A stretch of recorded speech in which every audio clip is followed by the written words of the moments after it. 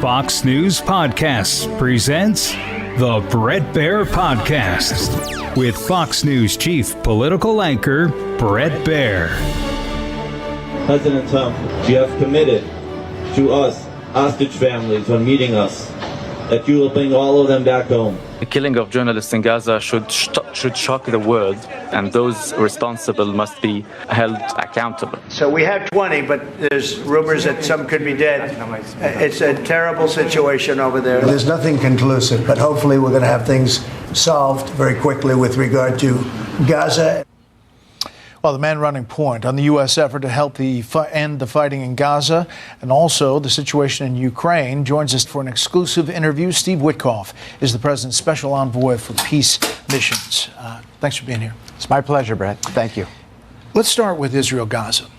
Who is holding up the end of the war more, Israel or Hamas? Hamas, 100%. Yes. There's been a deal on the table for the last 6 or 7 weeks that would have released 10 of the hostages out of the 20 who we think are alive.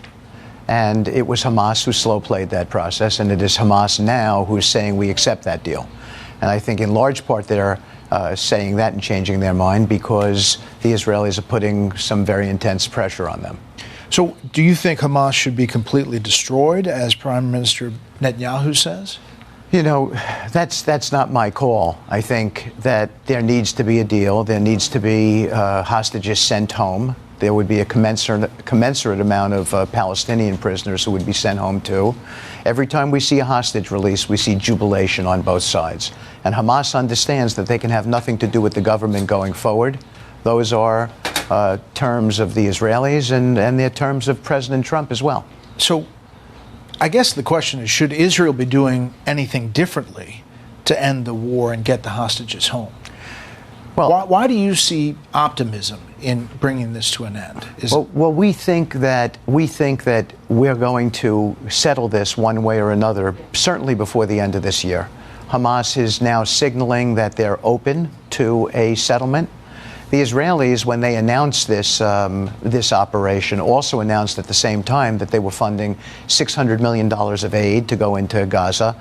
And in addition to that, they also announced that they were open to continuing discussions with Hamas. So it's not a maximalist approach on the Israelis' part. They're indicating that they have accommodations to make if Hamas decides to make them. And we've suggested, by the way, that Hamas can begin by feeding the hostages, by giving them medical attention, by letting the Red Cross in, by doing the humane thing. The president is a humanitarian. That's what he wants to see. And we've talked to some of those released hostages on this very set. Israeli officials say they'll no longer accept a partial deal for the return of hostages. Is that where you are now? That's the official position, and that's President Trump's official position. I think that he has said to himself, that you don't need to keep those hostages.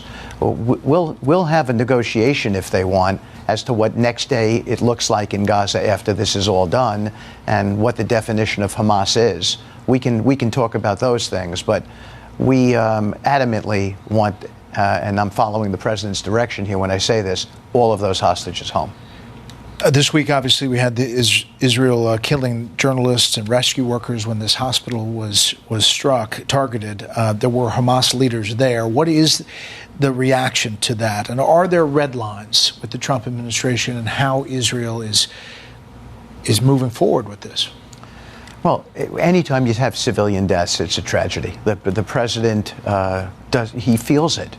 You know, the president has met almost every single hostage family. I mean, he is as compassionate a man as I know. So anytime you have civilian hostages, that's problematic. But it's a war. And part of what we're trying to do is shut that war down. It doesn't need to continue to happen anymore. And I think that Hamas has held that region hostage for much too long, and it's time for it to end.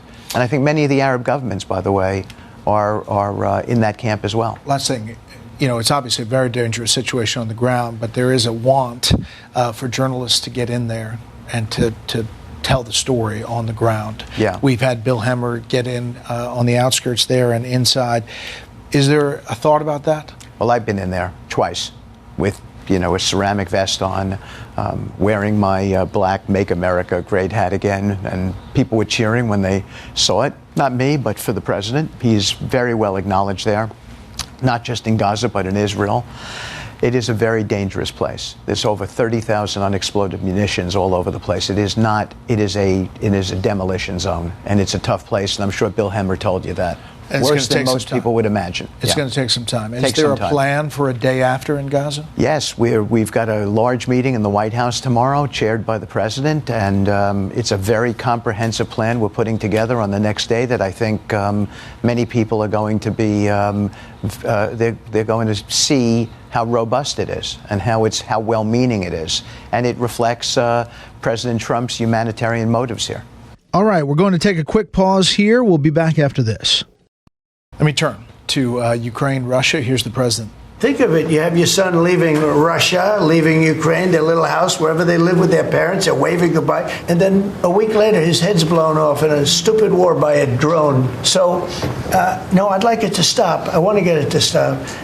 And it will not be a world war, but it'll be an economic war. And an economic war is going to be bad. And it's going to be bad for Russia. And I don't want that. Same question, different war. Who's more responsible for keeping this war going, Russia or Ukraine? This is a different situation here. We've got these are two tough sides here. And you heard the president say that he's disappointed in Russia in some respects, and he's also disappointed in the Ukrainians in some respects. But I would point this out to you. No one has done more, and I'm talking about in the last 8 months, than this president in narrowing the issues between these two countries and bringing the sides close to a deal. The Russians have put a peace proposal on the table. It involves Donetsk. It may not be something that the Ukrainians can take, but no one's ever made that kind of progress here, and it's because of his force of personality and his motivation to end the conflict, end the death, that we're at this place where we think the end is in sight. The next step was going to be a bilateral meeting. The Russians are signaling it doesn't seem to be happening. Is it going to go to a trilateral meeting, or how do you see the blueprint? Well, first of all, I'm meeting with the Ukrainians this week, so I will be meeting with them this week in New York, and that's a big signal. We talk to the Russians every day. I think that we may end up seeing a bilateral meeting. My own opinion is that the president is going to be needed at the table to finish a deal.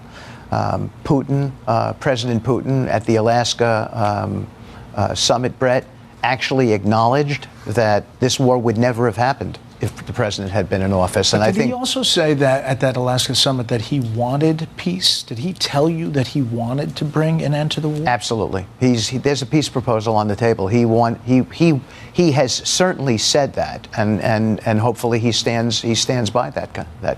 I mean, you know that the critics out there say that this is Putin playing you all. How do you respond to that? I think he has made a good faith effort to engage. He certainly did at the Alaska summit, but it's a very complicated conflict. But the president is determined to get this conflict done. Look, the president has done God's work on 7 separate conflicts here, and why? Because at heart, he's a humanitarian. At heart, he wants to see the killing end.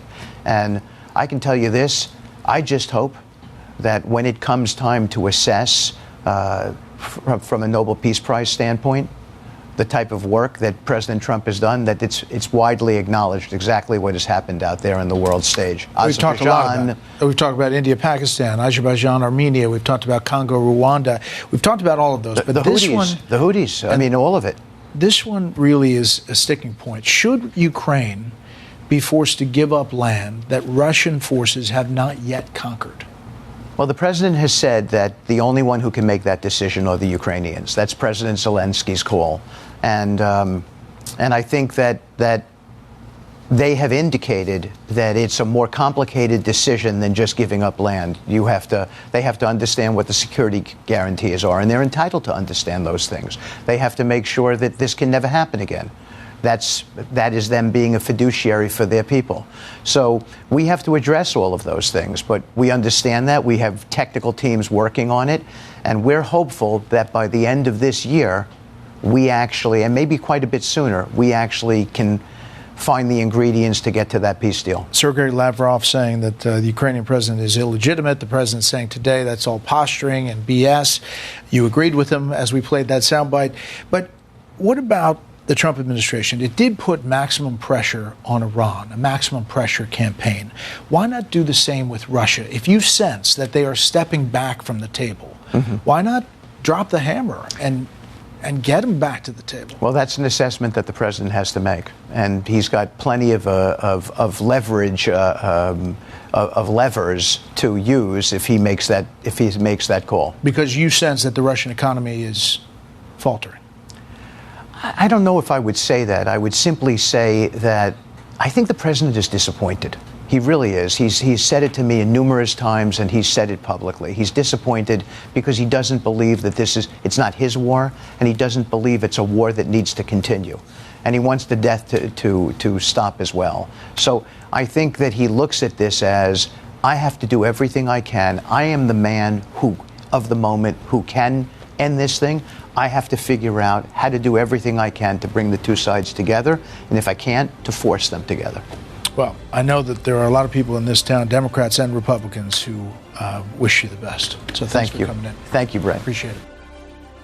Listen ad-free with a Fox News Podcast Plus subscription on Apple Podcasts, and Amazon Prime members can listen to this show ad-free on the Amazon Music app.